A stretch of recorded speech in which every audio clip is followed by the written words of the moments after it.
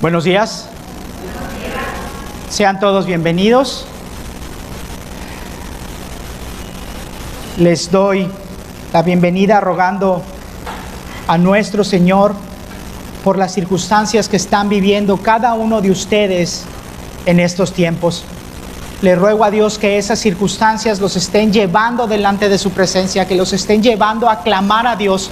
Si es así, mis hermanos, estamos siendo edificados. Bueno, continuamos con la serie que estamos dedicando al libro profético de Oseas. Un mensaje dirigido principalmente al reino del norte, que es identificado en este libro como Israel o incluso como Efraín. Los estudiosos bíblicos, los eruditos, estiman que el ministerio del profeta Oseas se desarrolló por al menos 30 o 40 años, aunque algunos lo llegan a extender a un periodo de hasta 60 años profetizando palabra de Dios. Todos coinciden en que el mensaje se predica justo antes de que el imperio asirio conquistara la capital del reino de Israel, Samaria, en el año 722 a.C.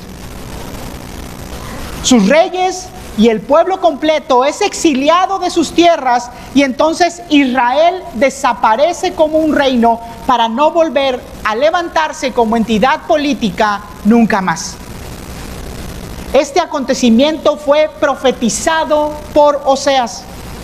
El pueblo sabía lo que iba a suceder y, mucho más importante, sabía los motivos que habían provocado este anuncio de parte de Dios. Sin embargo, decidieron hacer caso omiso a la voz del Señor, y no solamente continuaron viviendo de la misma manera, sino que lo hacían aún peor. Una vez más tengo que señalar que el mensaje de Oseas es tremendamente actual. Y no digo que el resto de la escritura no lo sea. Es actual porque expone de una manera tremendamente clara hasta dónde nos puede llevar una relación que sea superficial, casual y libertina con nuestro Señor. El libro muestra cómo esta falta de atención y de autodisciplina en estar cultivando nuestra relación con Dios, con la palabra de Dios, va a provocar grandes problemas en nuestra existencia, ya que el residuo de pecado que aún existe en el corazón de cada creyente se manifiesta como una enfermedad invasiva que se va expandiendo y va corrompiendo todos los ámbitos de nuestra vida. Debo decir que la salvación de un cristiano está garantizada en la diestra poderosa del Señor. Reitero, la salvación de cada creyente está garantizada. Esto es algo que debemos de comprender muy bien, porque ciertamente nos debe de llenar de gozo y debemos de decir amén desde lo más profundo de nuestro corazón a esta verdad. Pero esta verdad que conocemos por medio de todo el consejo de las Escrituras también debe de llenar a cada creyente de un temor constante y profundo.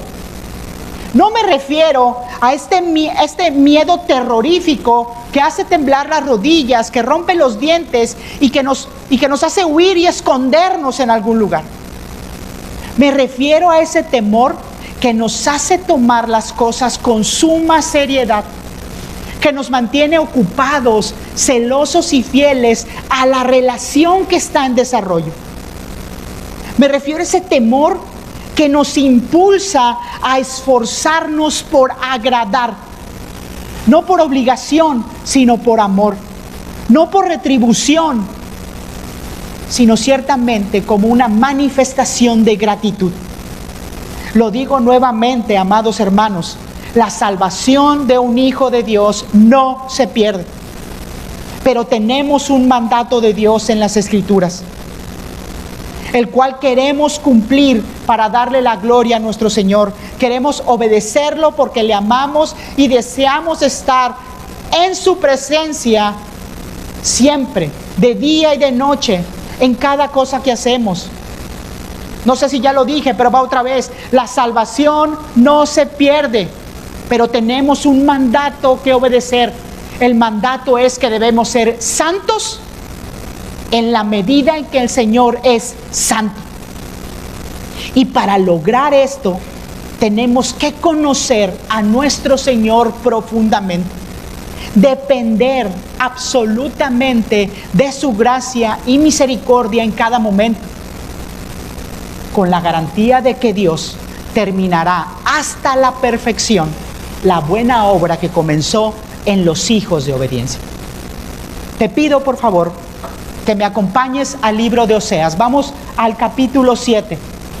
Esta mañana estaremos enfocados en la porción que se encuentra entre el versículo 12 y el versículo 16. Te pido por favor que te pongas de pie para que con este temor reverente demos lectura a las Sagradas Escrituras. Oseas capítulo 7, versículos del 12 al 16, y voy a estar leyendo de la traducción de la Biblia de las Américas.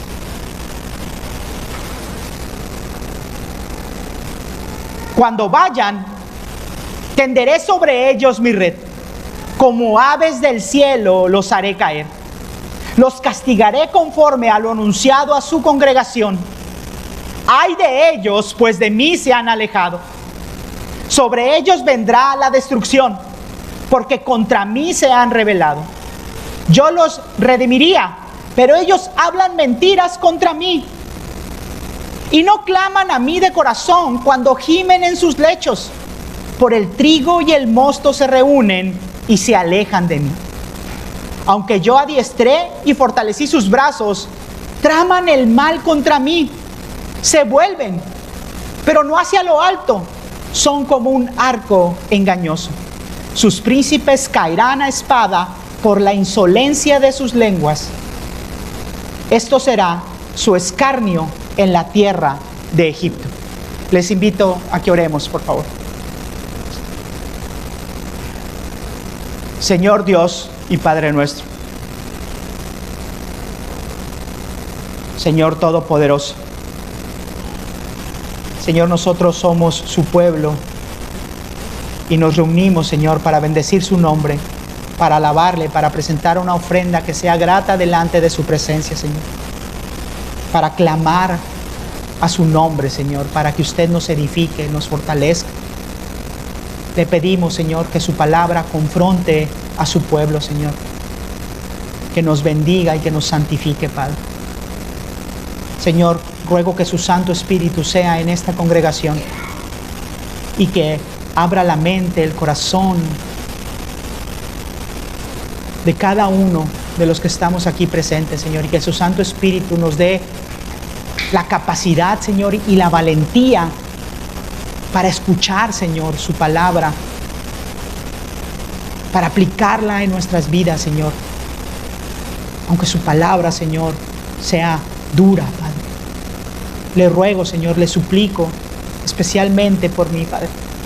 Le ruego, le suplico que me mantenga, Señor, firme, cimentado, apegado, amarrado, Señor, a su palabra.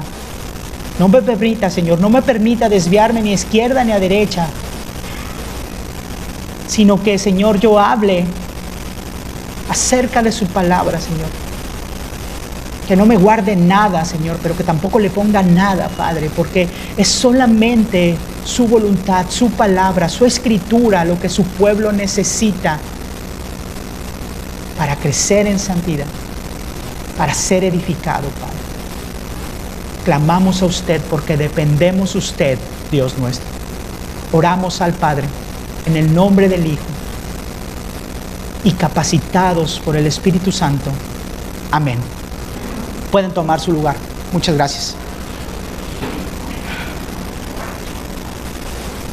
Bueno, estamos en el cierre del capítulo 7. Y todo el capítulo 7 se presenta como un solo discurso. Recordemos que el ministerio profético de Oseas fue muy extenso, de manera que en cada capítulo tenemos mensajes puntuales para cierto punto de la historia de rebeldía que sucedía en Israel, pero que al mismo tiempo cada discurso, cada mensaje giran en torno a una acusación central y específica: la falta de conocimiento de Dios. El desarrollo del mensaje nos muestra cómo se va transformando la vida del pueblo en la medida en que se van alejando de la luz de las Escrituras. La apostasía se muestra o se describe como entrar en una cueva oscura y profunda. En los primeros metros, en la boca de esta cueva, aún se puede ver la luz y podemos estar iluminados por la luz. Sin embargo, cada paso que damos de espaldas a la luz nos van a llevar cada vez a una profundidad y obscuridad más completa. El mensaje profético nos muestra precisamente esto: la decadencia de Israel debido a la falta de conocimiento de Dios. Por esto, conforme vamos avanzando en el estudio, las exhortaciones de Dios para el pueblo se escuchan cada vez más severas. A Israel le faltó conocimiento de Dios. Es decir, tenían una relación con el Señor, pero esta relación era frívola, era fría, era distante. Como no se cultivaba, entonces tampoco producía frutos, mucho menos se cosechaban. El pueblo estaba convencido de que tenía una relación con Dios porque cumplían con una serie de ceremonias que además ellos estaban ejecutando como ellos querían y como ellos pensaban que debía de ser. Y puede parecer algo inocente, algo que no tiene ninguna relevancia. Sin embargo, la realidad es que aquello que creemos determina la existencia de cada ser humano. Es eso que llamamos fe. Este conjunto de creencias son el punto de partida del proceso que nosotros llamamos vida. Los seres humanos, cada uno de nosotros, creyentes o incrédulos, cimentamos y desarrollamos nuestra existencia con base en lo que pensamos. Con esta devoción enfrentamos nuestra realidad. No nuestra, la realidad. Lo que creemos determina las acciones particulares de mi vida. La suma de estas acciones establecen la vocación de nuestra existencia. La repetición continua y frecuente de nuestro comportamiento, de nuestra vocación, va a crear hábitos en nuestra existencia. La suma de estos hábitos, que implican intención, voluntad e inversión, van a forjar el carácter de una persona. Y esto no va a suceder en un día, ni en una persona, ni en un pueblo, sino que es la suma de muchas pequeñas acciones repetidas por un largo tiempo. Pero como en todo proceso, si tiene un punto de partida, entonces también debe de tener un destino. Así que el carácter de una persona determina el rumbo de su andar por este mundo, pero también va a establecer el destino al que pretende llegar. De manera que sus planes, sus proyectos apuntan hacia un destino, hacia un propósito. Lo que te acabo de comentar no es filosofía, no es psicología, no es metafísica. Es un resumen de lo que Dios expone en Oseas desde el capítulo 4 y hasta donde vamos ahorita. Dios presenta un pleito contra Israel. Al pueblo le falta conocimiento del Señor. Su fe y devoción estaban entonces equivocadas. Por lo tanto, sus acciones ofendían al Señor, o como la Biblia lo dice, pecaban contra Dios. En el inicio del capítulo 7 que vimos hace 2 semanas, se nos dice entonces que sus hábitos eran pecaminosos. Por lo tanto, estaban forjando un carácter pecaminoso. O como lo vimos la semana pasada, un carácter apóstata, el que es definido por Dios como carente de substancia, débil, decadente, negligente, orgulloso, ingenuo y sin entendimiento. Desarrollando su existencia con este carácter, entonces tomaron un rumbo equivocado. Por lo tanto, llegarían a un destino equivocado. El carácter apóstata ya los había llevado a un punto muy oscuro en su existencia. Sabían que estaban perdidos, pero en esta necedad oscura se negaron a clamar a Dios. El carácter de una persona marca su rumbo y su destino. Por tanto, un carácter apóstata, rebelde y adúltero a la voluntad del Señor va a tomar un rumbo radicalmente opuesto a la santidad del Señor. Sin embargo, la palabra de Dios nos promete que la salvación de cada hijo de Dios no se pierde. Bajo esta realidad y con base en esta verdad, hemos titulado a la predicación de esta mañana como la inevitable actuación del Señor.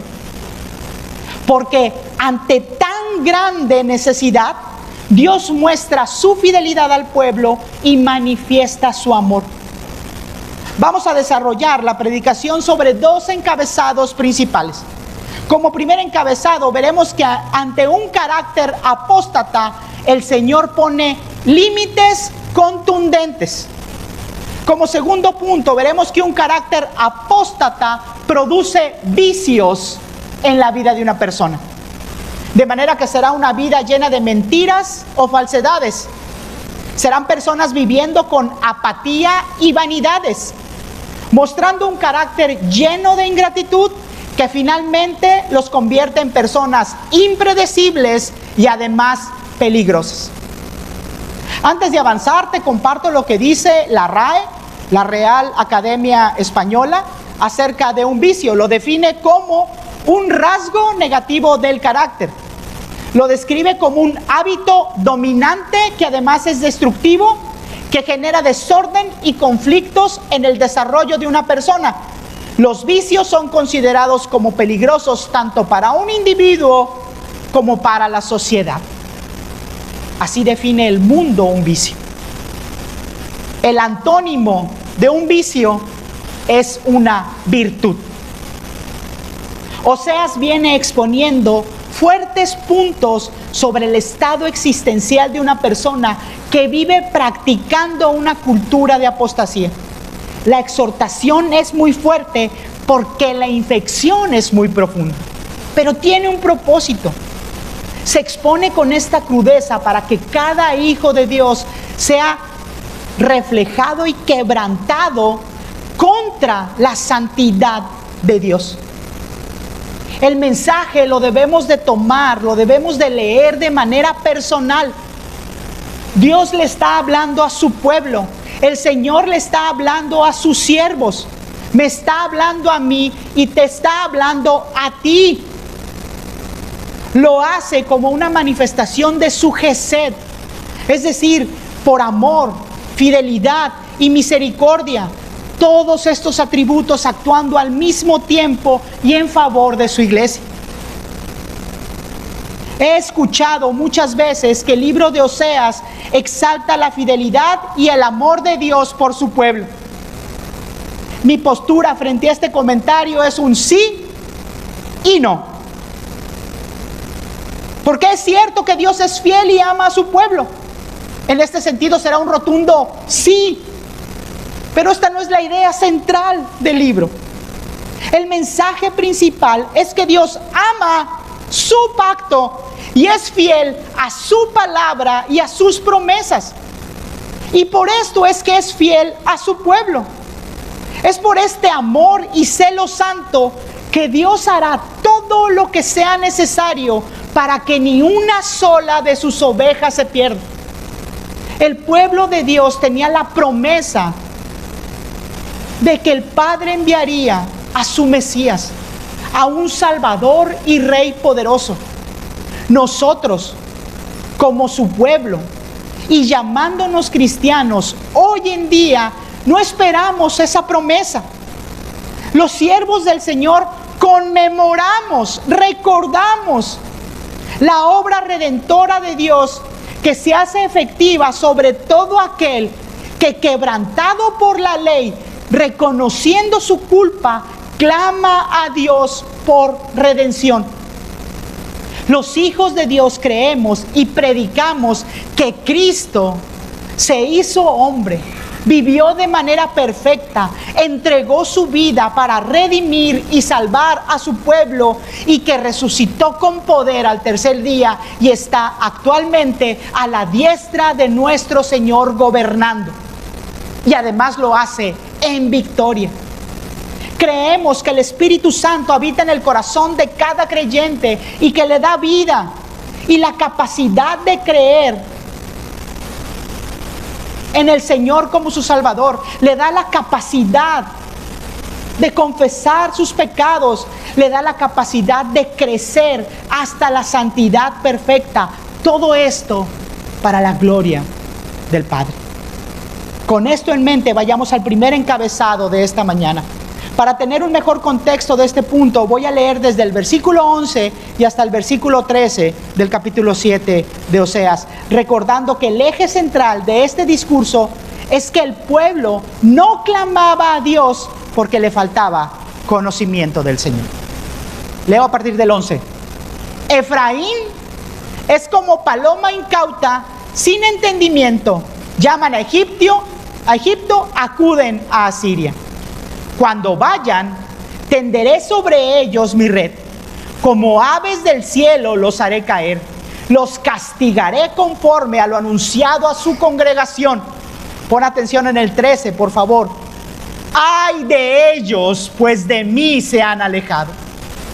Sobre ellos vendrá la destrucción, porque contra mí se han rebelado. El versículo 11 indica la absurda ingenuidad de Israel, y el versículo 12 indica la actuación de Dios ante tan grande tontería. Este punto marca el límite de la paciencia del Señor. A partir de aquí, Dios no permite que su pueblo siga avanzando en sus apostasías. El mensaje utiliza la ilustración de las palomas incautas para señalar la contundente actuación del Padre. Así como Israel tenía la voluntad, tenía la intención de mezclarse con los impíos y de adulterar contra el Señor, Dios muestra una feroz determinación por honrar el pacto incondicional que había establecido desde el principio. Porque Él había dicho: yo seré su Dios y ustedes serán mi pueblo.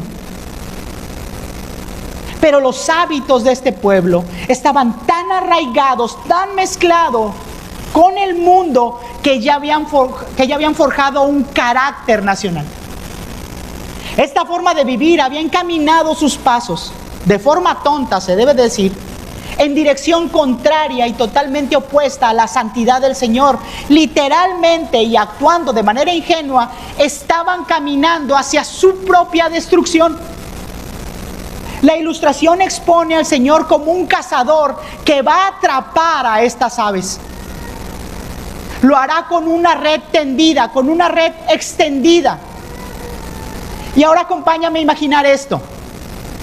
Isaías 40 dice que toda el agua del mundo cabe en la cuenca de las manos del Señor.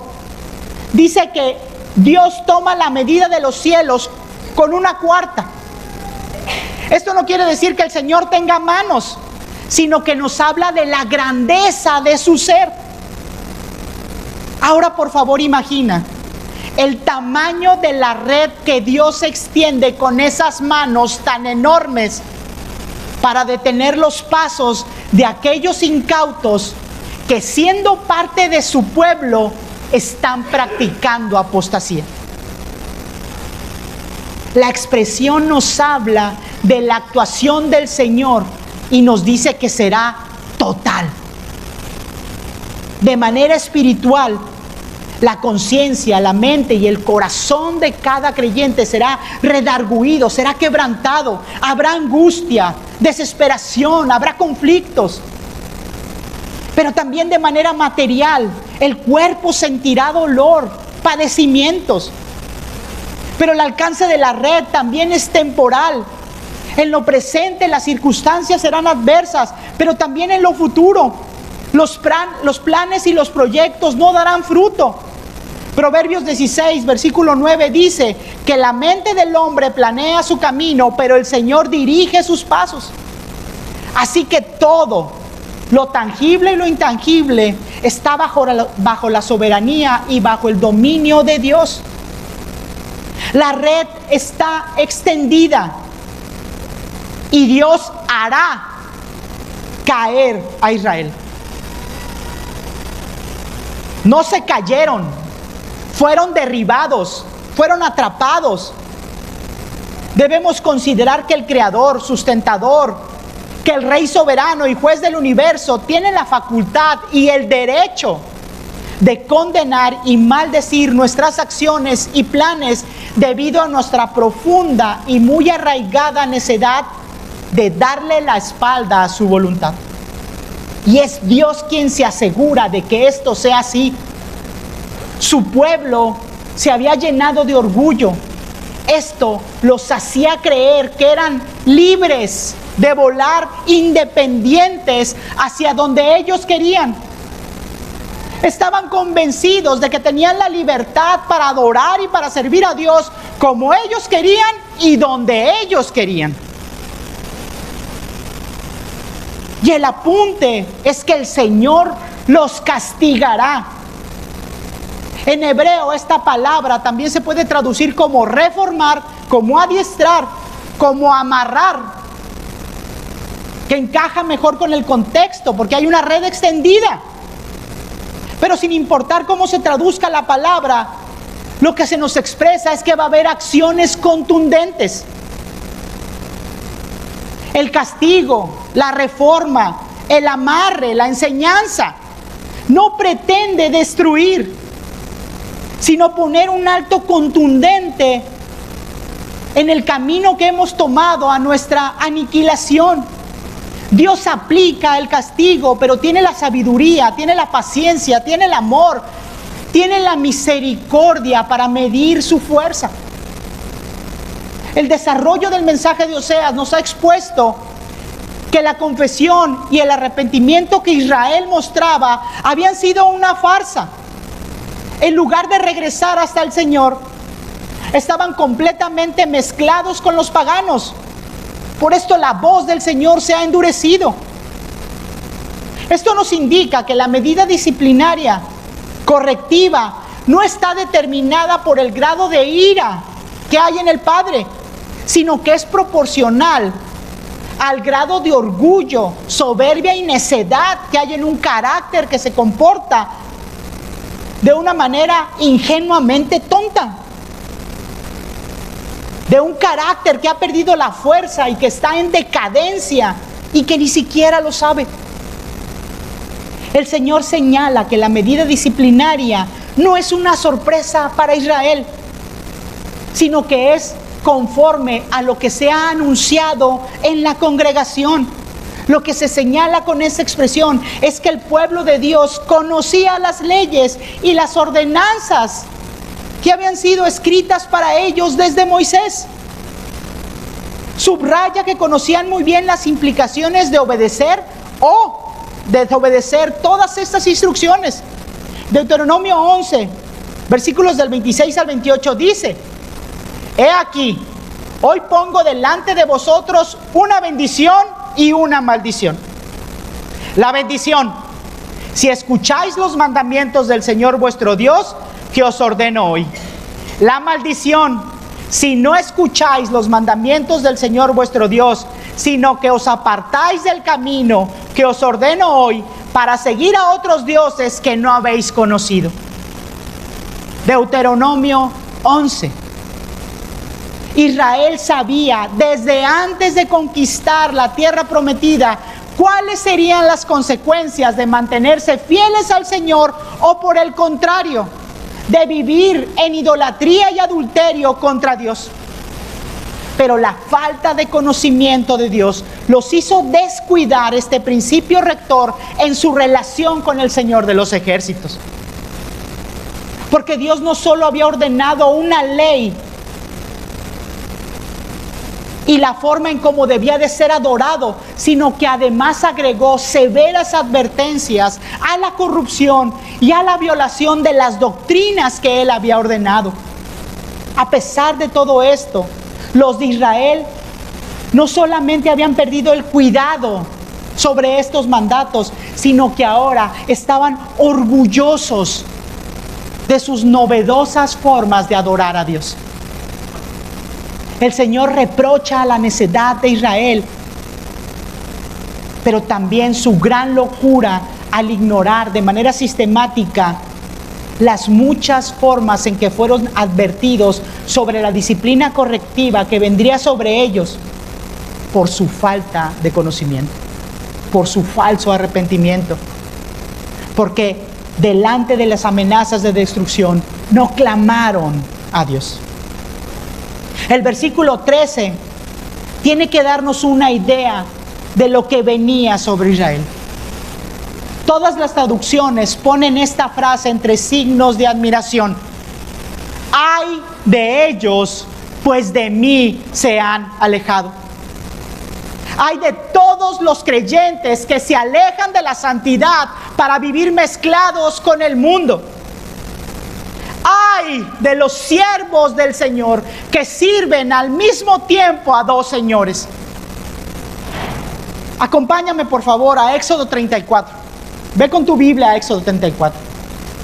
En el contexto de este capítulo se escucha la voz de Dios dirigiéndose a Moisés. El contexto dice que la mano de Dios escribe por segunda vez la ley sobre piedra. Recordemos que Moisés rompió las primeras tablas de la ley en un arranque de ira, porque el pueblo, unos cuantos días después de que fueron liberados o redimidos de Egipto, ya estaban fabricando ídolos y se estaban postrando delante de ellos. Éxodo 34, a partir del versículo 5, dice: y el Señor descendió en la nube y estuvo allí con él, mientras éste invocaba el nombre del Señor, mientras Moisés clamaba a Dios. Versículo 6. Entonces pasó el Señor por delante de él y proclamó: el Señor, Dios compasivo y clemente, lento para la ira y abundante en misericordia y fidelidad. ¿Te imaginas, hermano, la cantidad de algo para que Dios diga que es abundante? Recuerda que toda el agua del planeta, todos los océanos del mundo le caben en las manos. Y no dice que el mar es abundante. ¿Te imaginas el concepto de abundancia del Señor? Ahora, por favor, imagina el grado de corrupción a la que había llegado Israel en la práctica de sus pecados, con los que habían forjado un carácter apóstata, para que ese Señor compasivo y clemente, que es lento para la ira y que muestra misericordia a millares, declarara frente a este pueblo ingenuo: ay de ellos. Eso que era abundante lo lleva a declarar: ay de ellos. Y ni siquiera se dan cuenta. En su falso arrepentimiento esperaban que Dios les fuera propicio, que el Señor recibiera sus holocaustos corruptos de una manera agradable, orgullosos de su manera de adorar, con ofrendas huecas, despreciando los llamados al arrepentimiento y burlándose descaradamente y sin ninguna vergüenza del Señor, para ir a revolcarse con falsos dioses, para denigrar su posición como santos, mezclándose sin ningún pudor con el mundo y siguiendo falsas doctrinas, abusando de la gracia y la misericordia que se les había mostrado. ¡Ay de ellos! Porque tengo que poner un límite a toda esta manera de vivir. porque estaban muy cerca de llegar a un punto de no retorno. La destrucción que se anuncia muestra la contundencia de Dios delante de tanta necedad. No solo por el desprecio a la ley del Señor, que se manifestaba con pecados que cometían contra Él, sino por su desprecio al pacto que Dios había establecido con ellos. Menospreciaron la posición que Dios les había concedido, pueblo santo del Señor. Habían sido rescatados con un poder contundente de la esclavitud en Egipto para ser separados de entre todos los pueblos del mundo para servir exclusivamente al Señor, a Yahweh de los ejércitos. Además fueron liberados para habitar ciudades grandes y buenas que ellos no edificaron, en casas llenas que ellos no llenaron, con cisternas cavadas que ellos no cavaron, con viñas y olivares que ellos no plantaron. Y lo único que Dios pedía de su pueblo era fidelidad. Fidelidad. Porque el Señor sabía que el pueblo pecaría. Había diseñado toda una serie de ceremonias para expiar pecados. De manera que la premisa del Señor siempre ha sido redención. El versículo 13 lo ratifica. Yo los redimiría. Si estás leyendo la versión de la Biblia de las Américas, en futuro. Pero si tienes la versión Reina Valera 60, el verbo lo vas a leer en pasado. Y ambas traducciones están correctas. Porque en el original el verbo se escribe en un tiempo que está describiendo una acción continua y en proceso.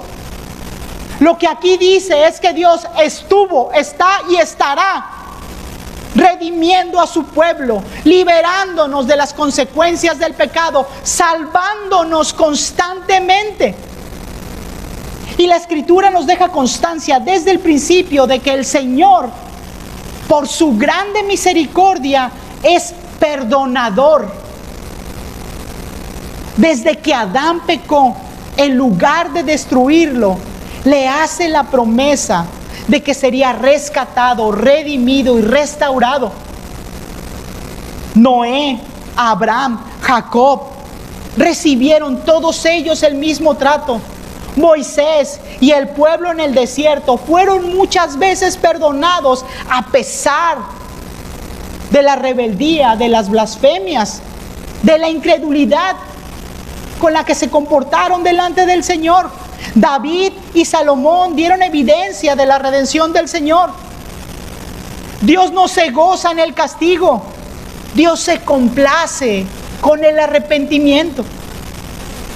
El Señor no desea ser severo, tiene que ser severo. Dios no quiere castigar, tiene que castigar por el bienestar de su pueblo. Porque Israel había tomado un rumbo cuyo único destino era la destrucción eterna. Una existencia que lo separaba para siempre de la gracia y lo dejaba únicamente delante de la ira de Dios y sin esperanza de redención. De manera que la disciplina que nos derriba para reformarnos, para enseñarnos, para instruirnos, es una evidencia de la gracia y de la misericordia del Señor. Es gracia porque no merecemos que el Creador se ocupe de nosotros. Podría simplemente borrarnos e iniciar todo nuevamente, con un universo completamente nuevo. O es más, ni siquiera necesita un universo. No necesita nada en la creación. Dios es el único ser que es autosuficiente, autosustentable, autocomplaciente. Es una evidencia de la misericordia. La disciplina es una evidencia de la misericordia. Porque lo que realmente merecemos de parte del Señor Santo, Santo, Santo, es que nos destruya por nuestra rebelión. Realmente merecemos que el fuego santo nos aniquile por causa de la práctica necia de nuestros pecados. Pero Dios no es arbitrario, no actúa con injusticia, con ilegalidad. Por eso se toma el tiempo una vez más de mostrar, de hacer evidente la necedad del pueblo de Israel, pero al mismo tiempo muestra la necesidad de su contundente actuación. El pueblo de Dios había forjado un carácter apóstata. Ahora nos va a mostrar las evidencias de esta forma de vida. Escucha los versículos del 13, parte baja, al 16. Va otra vez. Yo los redimiría, pero ellos hablan mentiras contra mí. Y no claman a mí de corazón cuando gimen en sus lechos. Por el trigo y el mosto se reúnen y se alejan de mí. Aunque yo adiestré y fortalecí sus brazos, traman el mal contra mí. Se vuelven, pero no hacia lo alto. Son como arco engañoso. Sus príncipes caerán a espada por la insolencia de sus lenguas. Esto será su escarnio en la tierra de Egipto. El mensaje nos expone cuáles son los vicios que dominan una vida de apostasía y rebelión contra el Señor. Estos excesos engloban la forma en que el pueblo estaba viviendo y hacen evidente que la disciplina no es un gusto del Señor, sino que es una necesidad para el pueblo. Lo digo nuevamente, Dios es perdonador, quiere redimirnos y está dispuesto a asumir el costo de este perdón. Porque si bien es cierto que la salvación y el perdón nos fueron concedidos por gracia, es decir, como un regalo que no pagamos, también es cierto que este perdón tiene el costo más alto en el universo: el sacrificio de Cristo.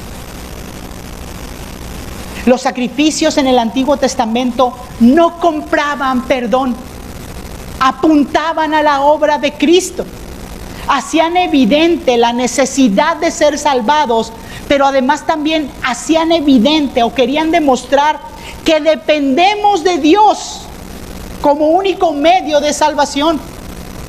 Sin embargo, la falta de conocimiento de Dios nublaba la razón de Israel. Estaban convencidos de que sus obras eran suficientes para pagar por estos pecados y comprar el perdón de Dios. Por esto no había confesión de pecados, no había un reconocimiento de culpa. No comprendían que necesitaban ser limpiados porque no estaban quebrantados. Primera de Juan, capítulo 1, versículos 8 y 9 dice: si decimos que no tenemos pecado, nos engañamos a nosotros mismos y la verdad no está en nosotros. Si confesamos nuestros pecados, Él es fiel y justo para perdonar nuestros pecados y limpiarnos de toda maldad. La falta de conocimiento de Dios los alejaba de la confesión de pecados. No podían reconocer que vivían de espaldas al Señor. Creían que arrepentirse era simplemente presentar holocaustos. Por lo tanto, no había un arrepentimiento genuino. Estaban perdidos y cada ofrenda corrupta y apestosa que presentaban los alejaba cada vez más del Señor. Los vicios parten de una adoración corrupta.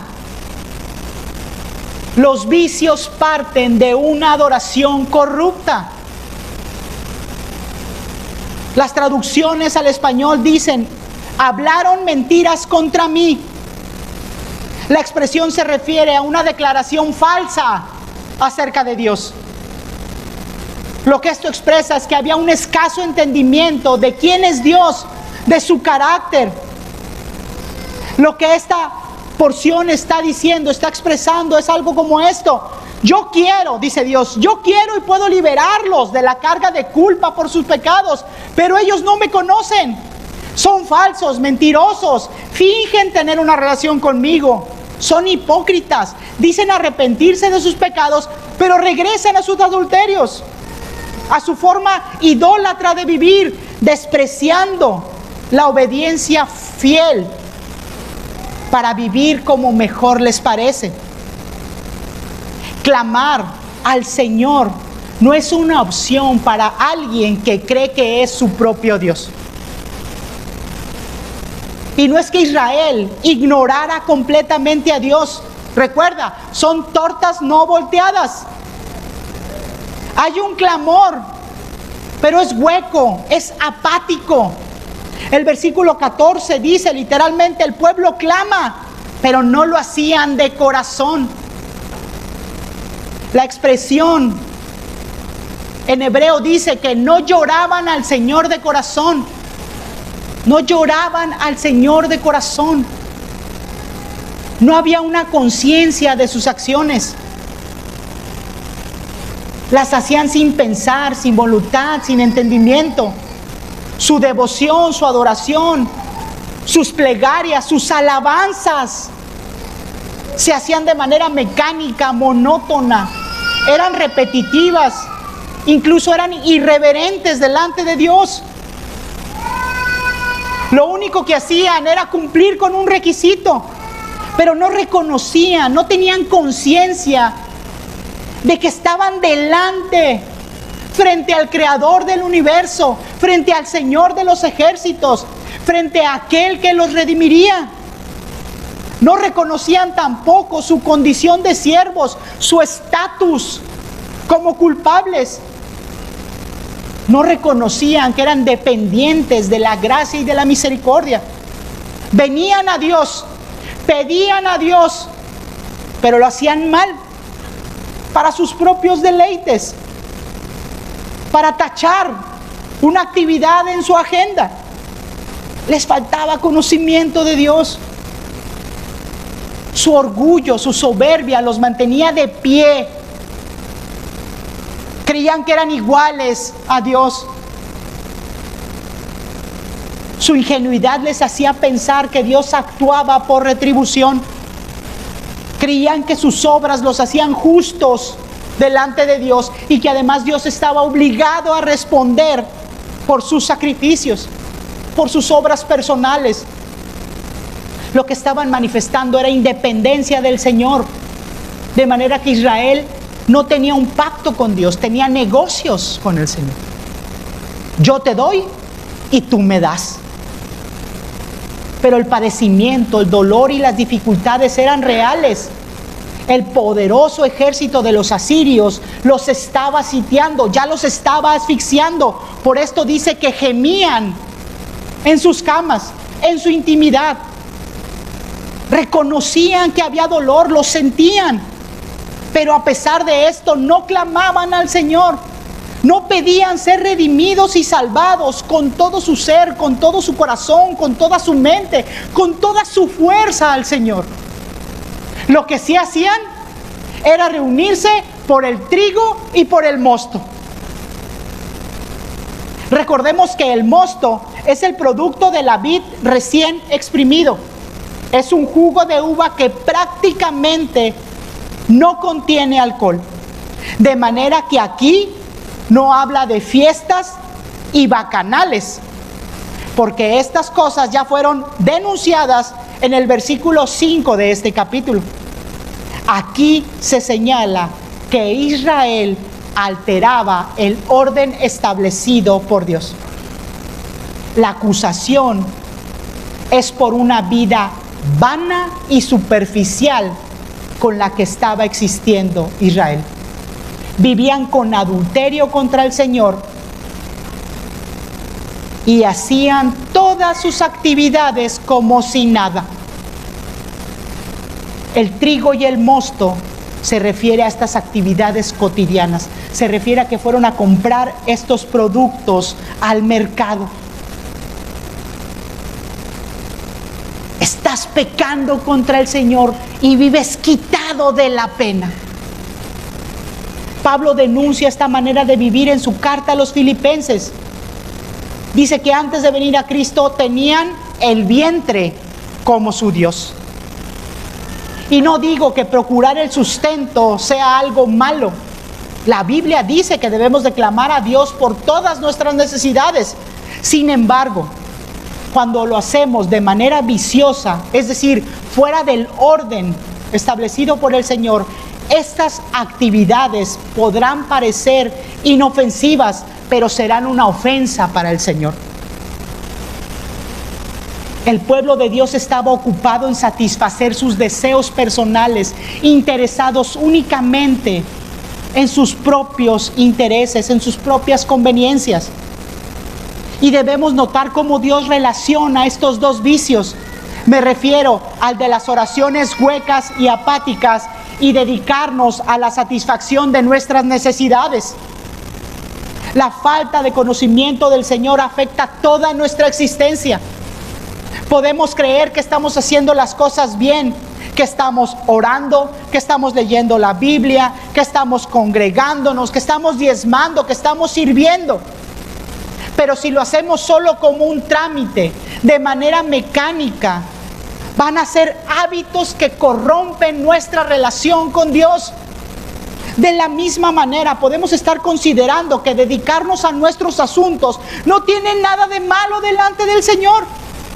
Yo trabajo, yo saco 10 en la escuela, yo convivo sanamente con mis amigos, yo voy a mis actividades normales. Y ciertamente, mis hermanos, no debemos ni podemos decir que esas actividades son pecado. Al contrario, son una bendición en nuestras vidas. Ver por nuestras familias, inclusive es un mandato de parte de Dios. Pero se hacen pecado cuando las hago a mi manera, para extender mi reino. Puedo estar haciendo las cosas correctas por los motivos incorrectos. Puedo estar rebasando los límites de mi libertad cristiana y estar cayendo entonces en libertinajes. En este sentido, estaré en rebeldía contra el Señor. La falta de conocimiento de Dios, que forma un carácter apóstata, no nos permite ver que Dios es la fuente de toda bendición. Que si debo de buscar algo en esta tierra, es el reino de Dios, y entonces todo lo demás vendrá por añadidura y de acuerdo con la voluntad del Señor, sea mucho, sea poco o sea nada. Dedicarnos a nuestros asuntos por encima de los mandatos del Señor, alterando el orden que Dios pone y establece en su palabra, nos aleja de la santidad. Vamos a estar ocupados en tratar de satisfacer un corazón que no se puede satisfacer, tratando de saciar necesidades que no pueden ser saciadas fuera del Señor, enfocados en nosotros y por tanto desenfocados de Dios. Entonces seremos atrapados, seremos amarrados por doctrinas extrañas, lejos del Señor, lejos de Él. Aún como ovejas estaremos indefensos. Nos convencemos de que somos autosuficientes, de que no necesitamos a Dios en nuestra vida. Y a veces somos muy piadosos y vamos a hacer lo que Dios dice, pero no en el orden, no en la forma en como Él lo ha establecido. Por eso el texto señala que otro vicio relacionado con un carácter apóstata es la ingratitud. La falta de conocimiento de Dios nos hace ciegos y la práctica habitual de pecados insensibles a la obra del Señor en nuestra existencia. No podemos considerar que Dios nos está redimiendo. En el capítulo 6, versículo 1 de Oseas, justo después de que el profeta anunciara las trompetas y a este león que está listo para devorar, Oseas llama a Israel al arrepentimiento y dice, Oseas 6:1, vengan, volvamos al Señor. Él nos ha desgarrado, pero también nos sanará. Nos ha herido, pero también nos vendará. Ahora aquí, en este discurso, en el versículo 15, la voz del Señor dice, yo adiestré y fortalecí sus brazos. Notemos que no dice su brazo, sino que se refiere a los dos brazos.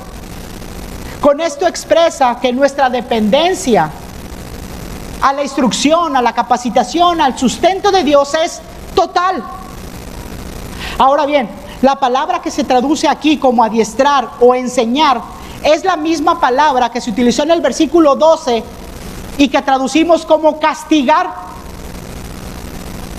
Adiestrar, enseñar, castigar, reformar, amarrar, es la misma palabra. Es cierto que Dios es quien nos enseña y nos capacita. Además nos da la fuerza para caminar en santidad en este mundo, y esto armoniza bien con la idea de todo el texto.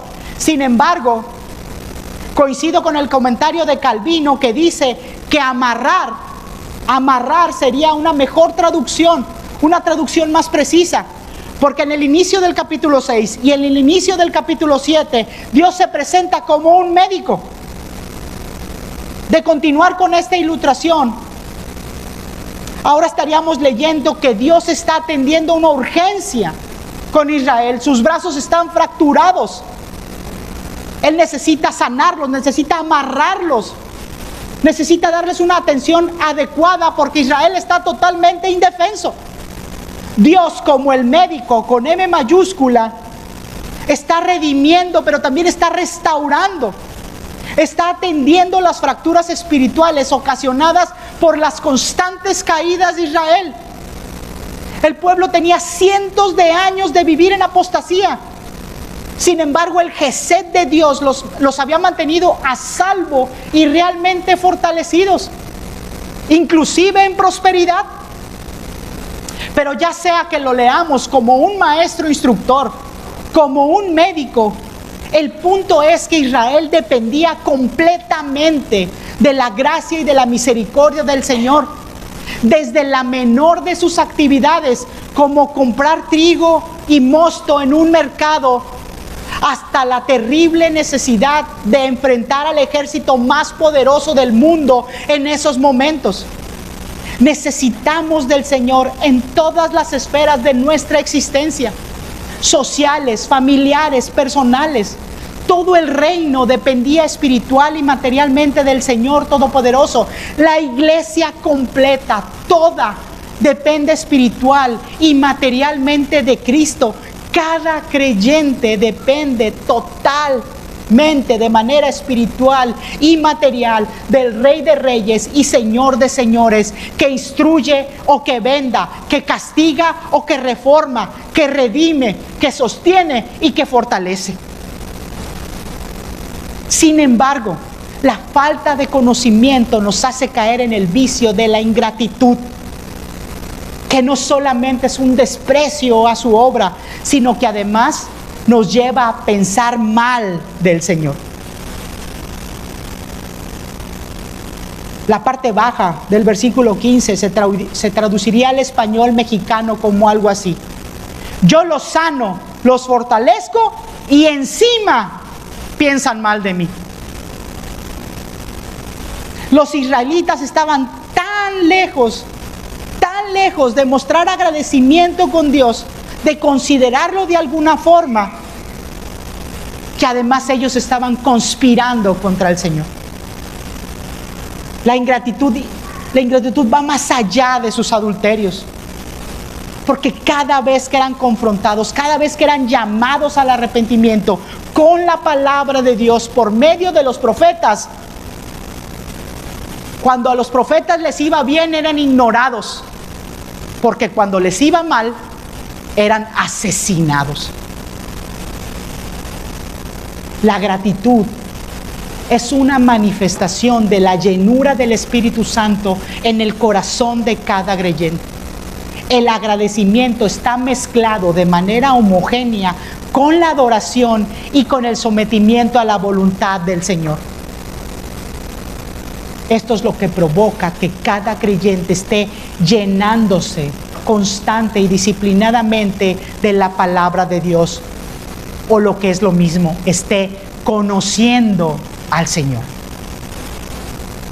El pueblo despreciaba la santidad porque era ingrato al Señor, y esto es lo que los hacía impredecibles.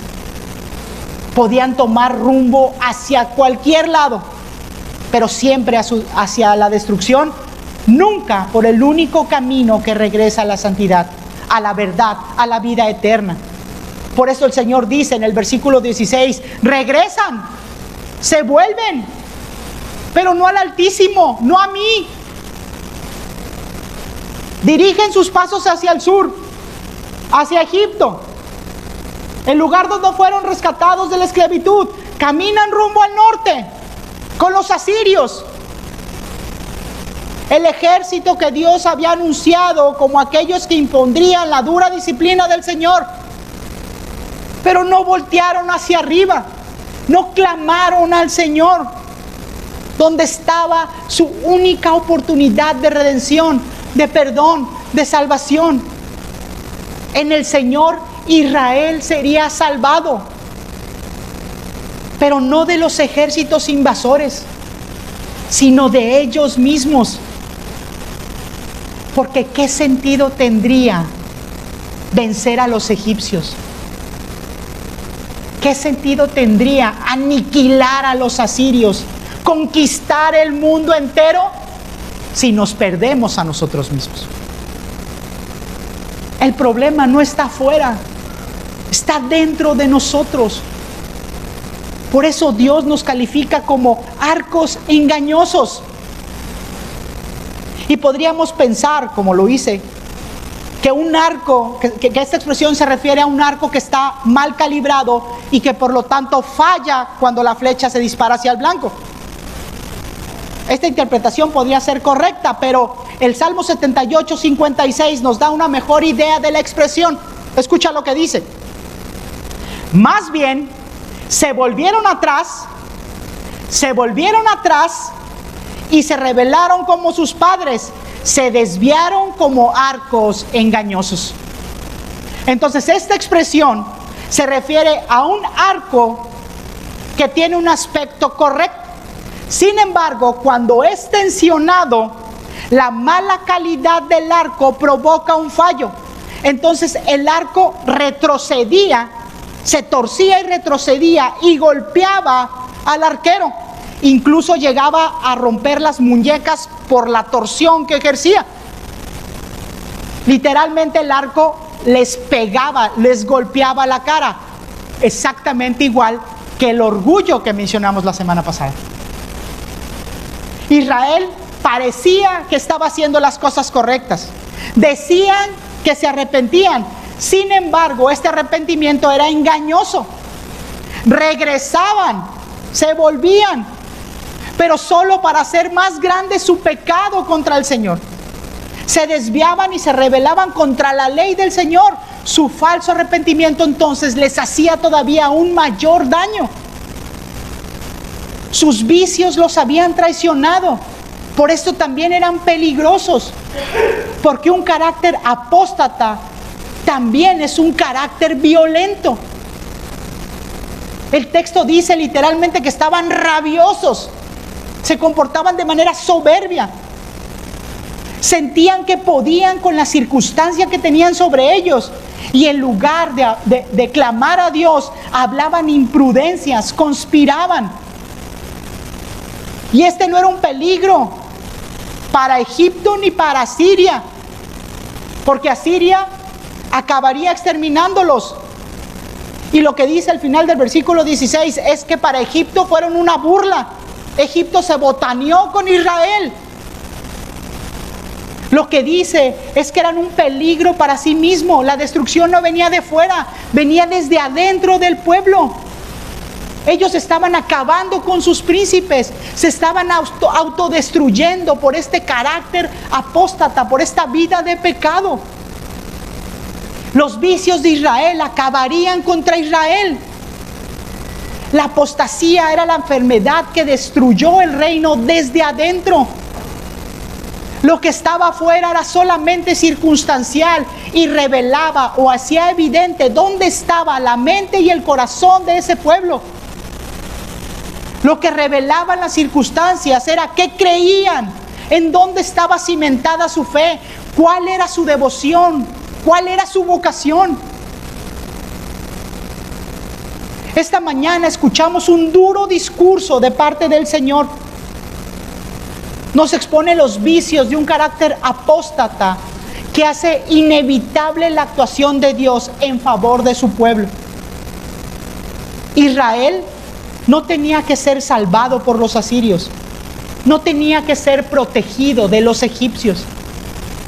El pueblo de Dios debe ser redimido de los pecados, de la rebelión, de la apostasía que comete contra el Señor.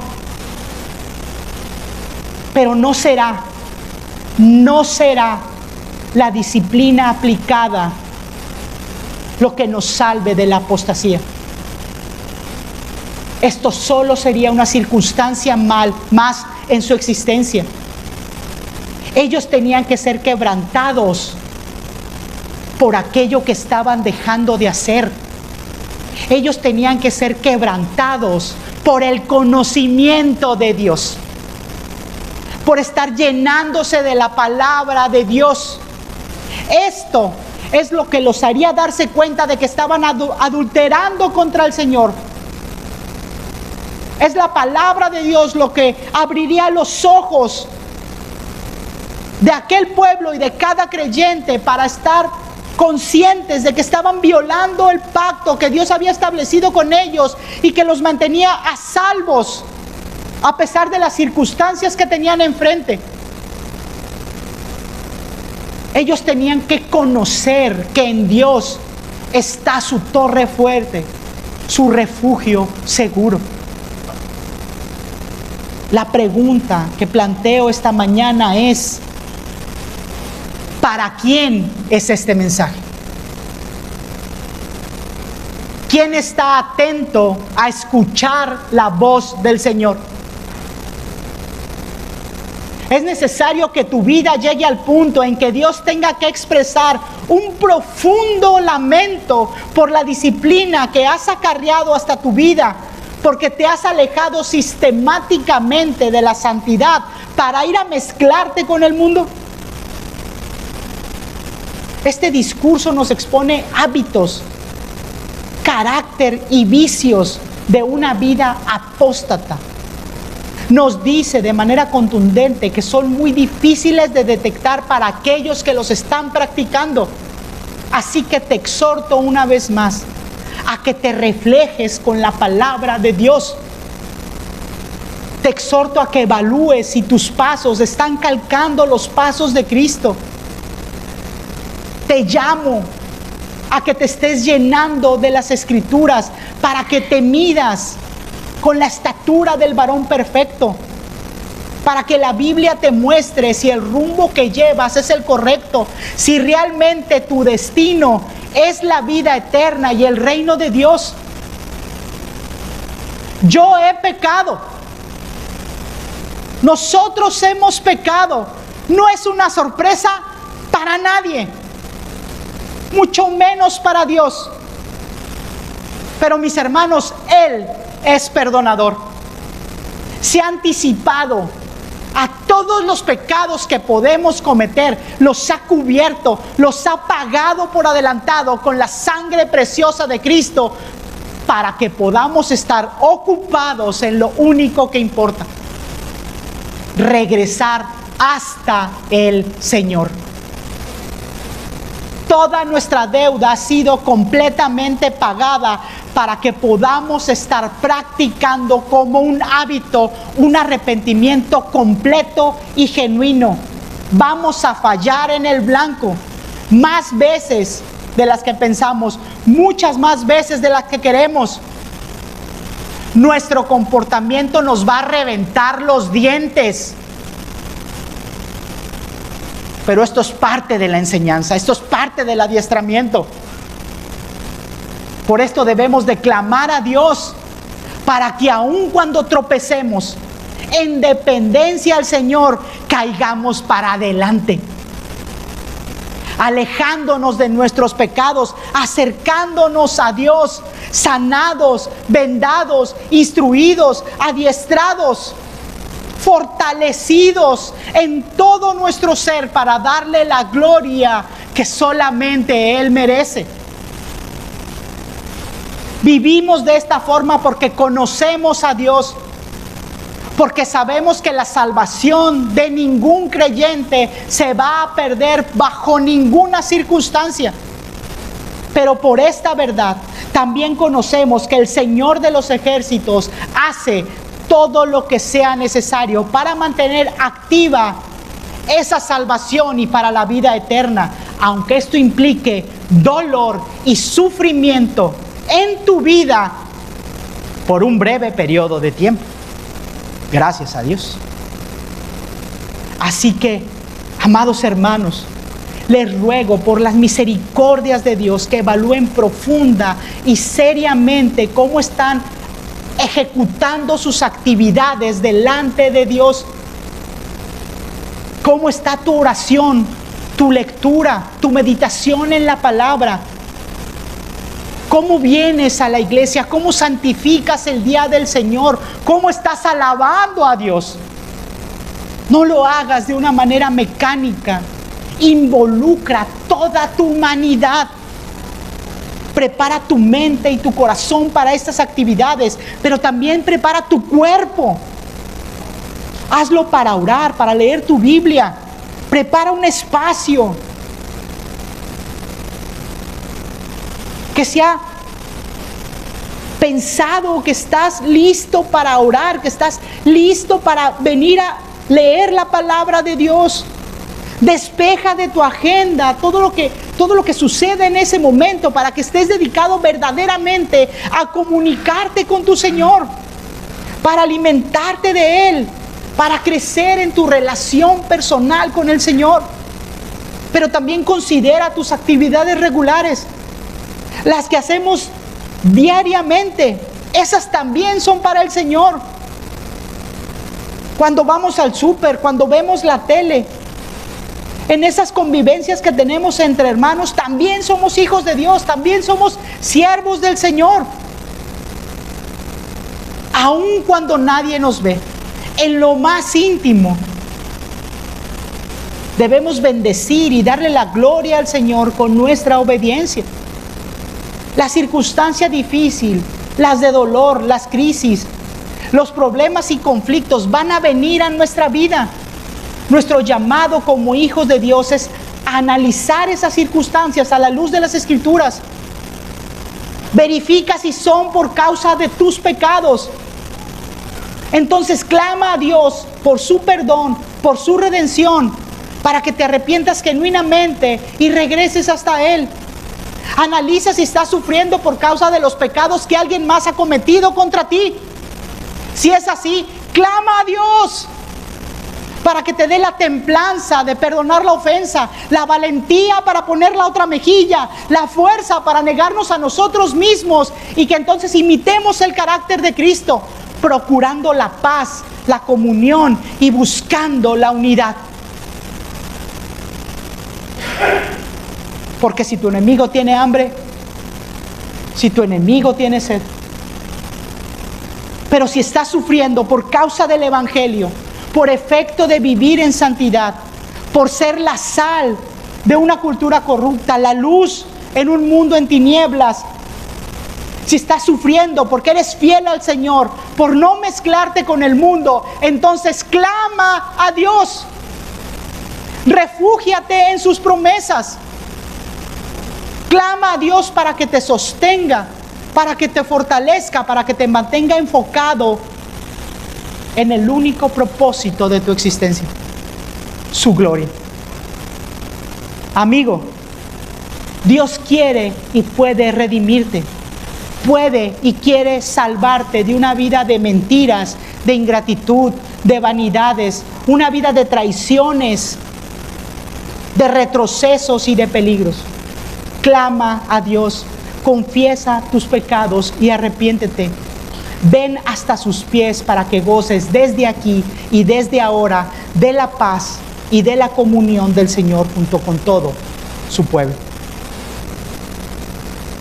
Mira mi aflicción y líbrame, porque no me he olvidado de tu ley.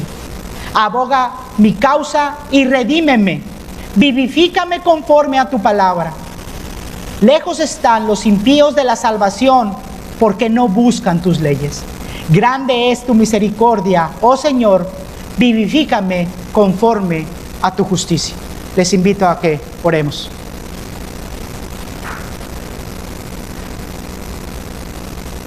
Señor Dios y Padre nuestro, Creador, poderoso,